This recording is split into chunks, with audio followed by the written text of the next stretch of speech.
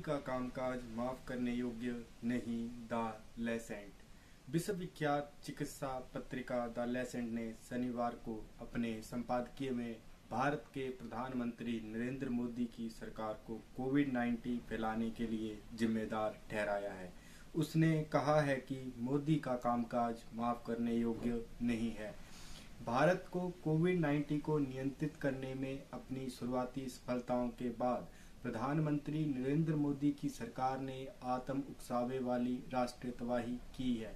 Corona virus महामारी से निपटने में सरकार की अत्यधिक आलोचना के बाद व्यापक रूप से सम्मानित इस प्रकाशन ने कहा है कि संकट पर काबू पाने में भारत की सफलता पीएम मोदी के प्रशासन द्वारा अपनी गलतियों को स्वीकारने पर निर्भर करेगी। पत्रिका ने कहा कि संकट के दौरान आलोचना और खुली चर्चा के प्रयास में मोदी का कामकाज माफ करने योग्य नहीं है। लेसेंट के संपादकीय में कहा गया है कि भारत ने कोविड-19 को नियंत्रित करने में पानी फेर दिया।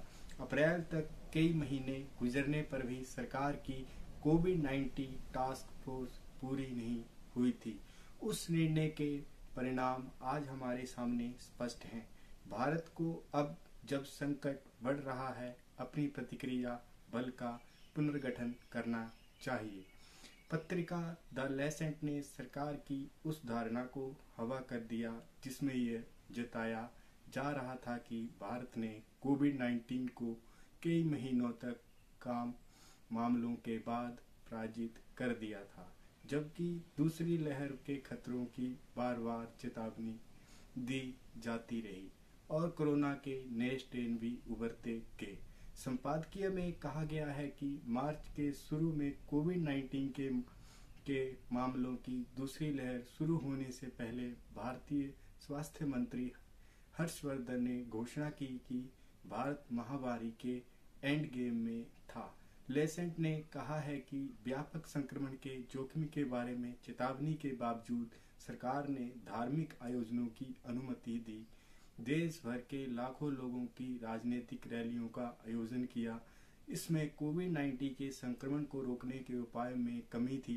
केंद्र स्तर पर भारत की टीकाकरण नीति को पाखंड और अलग थलग बताते हुए पत्रिका ने कहा कि सरकार ने राज्य के साथ नीति में बदलाव पर चर्चा किए बिना अचानक बदलाव किया और 2% से कम जनसंख्या का टीकाकरण कर सकी। लेसेंट ने कहा कि कई बार प्रधानमंत्री नरेंद्र मोदी की सरकार ने महामारी को नियंत्रित करने की कोशिश करने की तुलना में ट्विटर पर आलोचना को हटाने पर अत्यधिक ध्यान दिया है।